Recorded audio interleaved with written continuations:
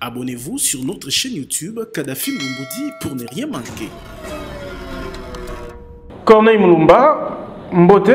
Mbote, papa. Ozali coordonnateur, il y a pionnier, il y a UDPS. Lelo, Sima, il y a Sanza Ebele, il y a Kolimwa. Obimi na livre, mon nene Babengi, pilier et dynamique pour un grand Congo.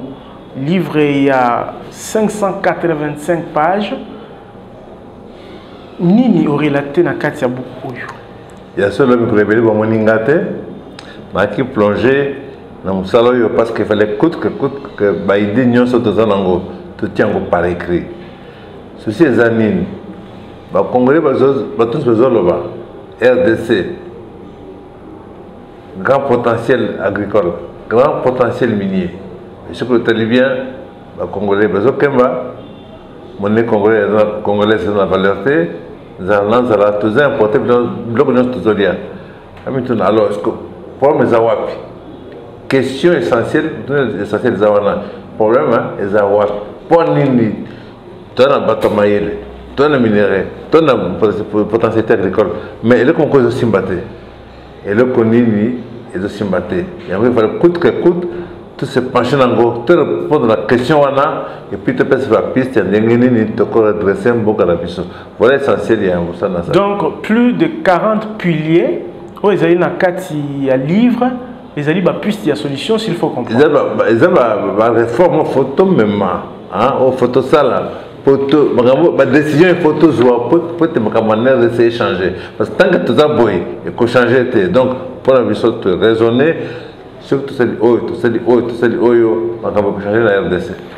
Parlant, il y a un pilier. Je dois sauter d'abord sur l'actualité. Où ils allaient 19e pilier.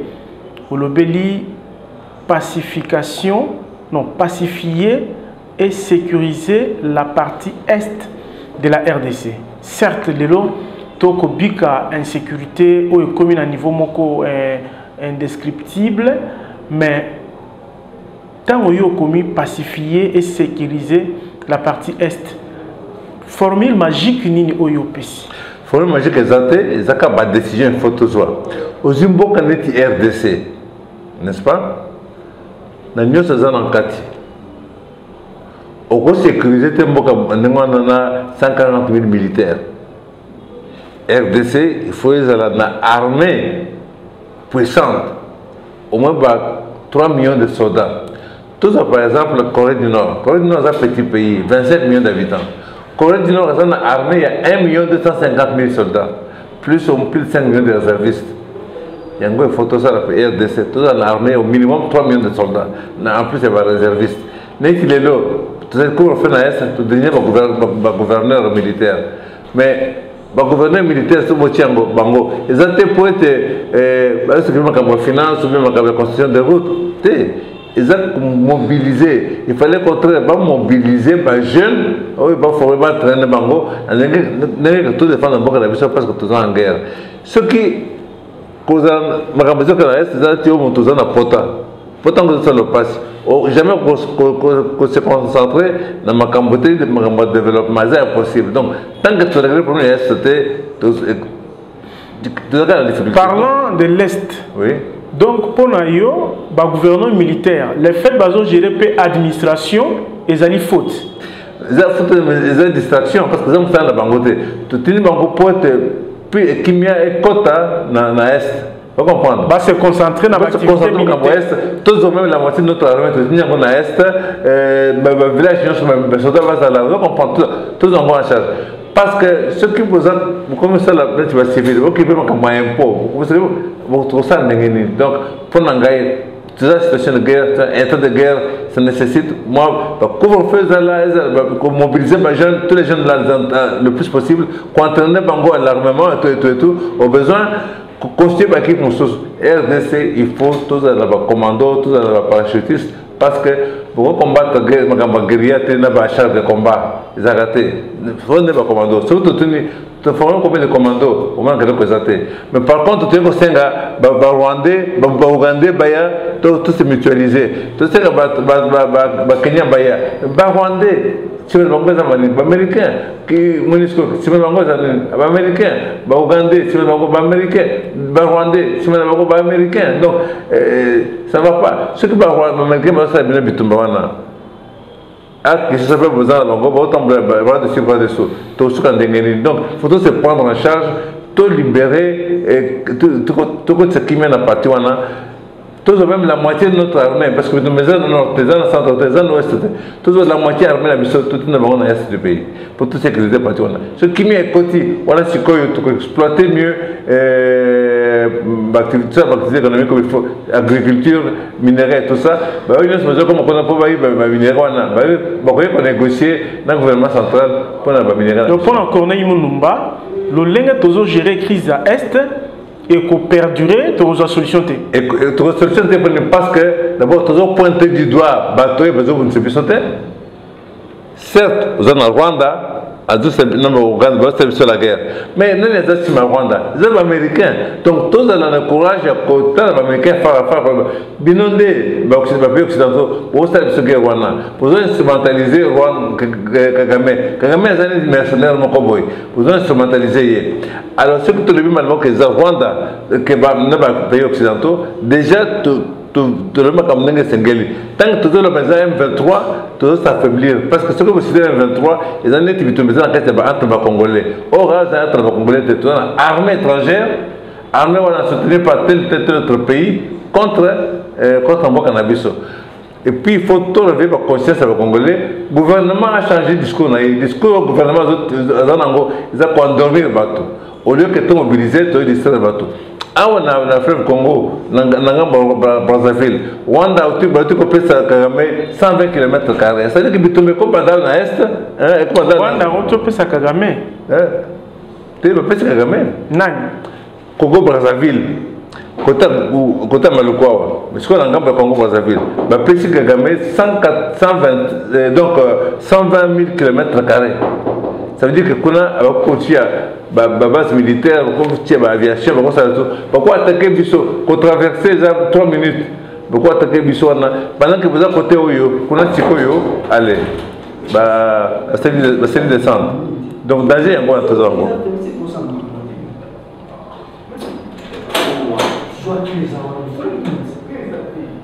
Tu es là? Hein? Kanga. Donc, Bapesi Kagame, 120 km². Ce qui va Pessi Bongo, vous voyez que derrière Sassou, il y a un Français, n'est-ce pas? Le Français va maintenir Sassou en Inde.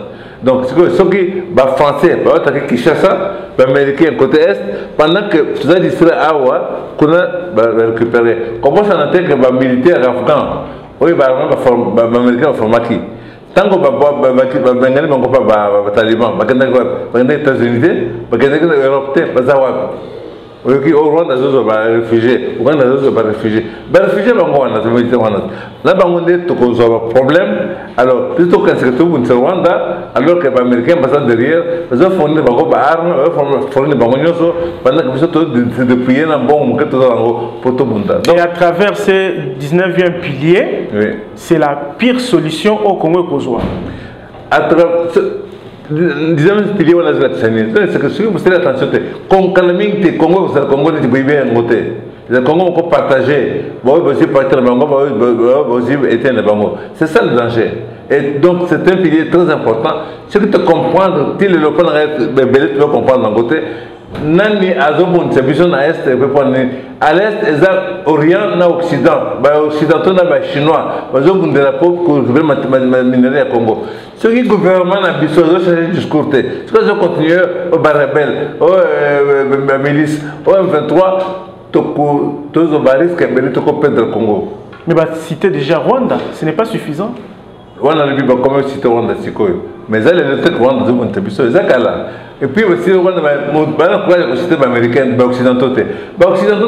Rwanda, c'est Congo. Alors, au qualifié, l'autorité Nabiso, il y a cause à la peureux ou cause à la peureux. C'est-à-dire que Bon, ceux qui ont le pouvoir, RDC, et Sengeli, aux forces na kati mboka na population au travers de la parti politique, au travers de l'organisation de société civile, au travers de l'église, ceux qui ont un soutien populaire, aux Amakashi. Mais ceux qui ont un soutien populaire, au cas de l'Ukraine, soutien à l'étranger. Si on a l'étranger, c'est la gratuité. Ce que va pêcher aux alliés, c'est quoi? Moi, je vais contre Mango, exact. Alors, dire, c'est une chose. Faire aussi, c'est une autre. Oui. Au lobby na Congo, il faut au moins 3 millions, 5 millions de militaires. Oui. À la place, il y a 130 ou 140 qui disponibles. Mais qu'on former les militaires. Et ils allaient panango bate donc ça va prendre des années. C'est donc un projet en long terme au proposé à travers livre nayo. Des projets long terme to bandat. Et donc nzela tamla il faut qu'on bandat. Objectif to tous les 6 mois tu former autant de militaires, forces combattantes, autant de commandos, autant de parachutistes. Armée nango vous avez armé à 5 millions, à 3 millions de soldats, donc nous sommes la force combattante. Vous avez formé, n'est-ce pas? Mais construire un pont, Banzela, armée à cause de l'école, armée à cause de l'hôpital, armée à cause de. Donc, armée est force productive, pardon. Armée est en même temps force défensive, ce qui peut permettre de protéger mon habitat. Et ça assure que le jour où nous avons 3 millions de soldats, pays à mon côté à Komeka. Est-ce que Bisoto Zangi ba soldats na Congo Bitumba et na territoire national Mobimate, c'est dans une petite partie ou une partie de la République. C'est ça. Donc c'est-à-dire que nombre de soldats tous na bango ba kokora Bitumba na te. Tu vas courir bango. Oh on a répété. Rwanda a un petit territoire moko boy. Rwanda t'a manqué à mon côté comme CRDC. Jamais. Mais tu sais que Rwanda, vous avez des pays occidentaux. Il fallait que MONUSCO soit en Boko. MONUSCO est en Boko. Base logistique de MONUSCO est en Congo. Ils sont en Ouganda. Ouganda est en Biso. Alors, là, vous avez un Rwanda, Ouganda, tout ça, allié, tout mutualiser ma force. Force n'est pas mutualisée, na Bangouna na Bino. Tu vas dire, Bino. Vous comprenez? Donc, RDC est capable, tout à fait capable, en très peu de temps, il y a qu'on a neutralisé Rwanda, ce qui Rwanda Zaki et Moko. Ce qui est c'est parce que Rwanda, est américain, tout américain, alors, ce qui donne le courage à pointer les Américains du doigt, que Bangonde, c'est ma Rwanda. Alors, Rwanda, Kagame est un mercenaire. Marionnette. Mercenaire. Donc, vous pouvez faire un bon pot. Zambongo et Kendo Boma. À quel âge Boma? Pour un bongo. Il y a un de Kagame. Kagame n'a pas un soutien. Baoutou na Rwanda, 85%. Tutsi, 15%. Alors, donc, quand la puissance étrangère n'est que je maintenir pour déstabiliser le Congo. RDC, ça a intérêt. Écoute les loyaux, tu as intérêt à confondre les médias dans l'opposition rwandaise. Confondre l'opposition rwandaise. Kagame a senti que a besoin de changer. Tant que tu as pleurniché, ça ne va pas. Tu recruter ma jeune, tu recruter Bango, tu recruter encore publiquement. C'est tout ce que vous proposez dans le livre, je pense. Bien sûr, dans la carte. Alors, au lobby, l'Ikamususu, dans la 5e partie, tous les la volée, dans la 5e partie, au lobby coopération gagnant-gagnant. Au cité Baïta, États-Unis, Europe, Belgique. Autre chose, récemment, visite, il y a un couple royal, il y a Belgique.